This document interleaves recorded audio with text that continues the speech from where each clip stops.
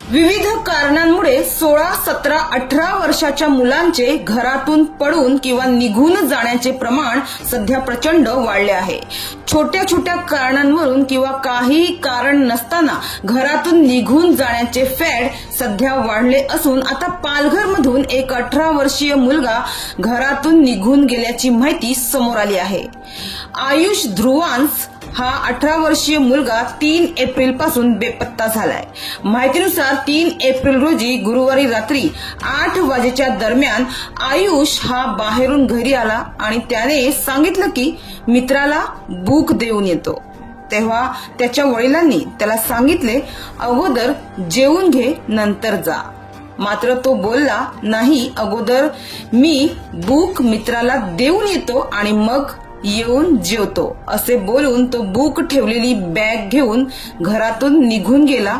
मात्र रात्री उशिरापर्यंत त्याच्या कुटुंबियांनी त्याची वाट पाहिली, मात्र तो त्या दिवशी घरी पुन्हा आलाच नाही।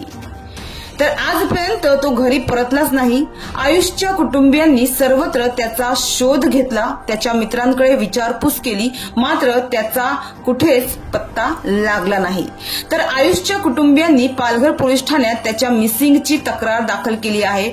आयुषच्या घरी त्याचे आई वडील, त्याचा मोठा भाऊ असा परिवार आहे। मात्र अचानकच त्याच्या अशा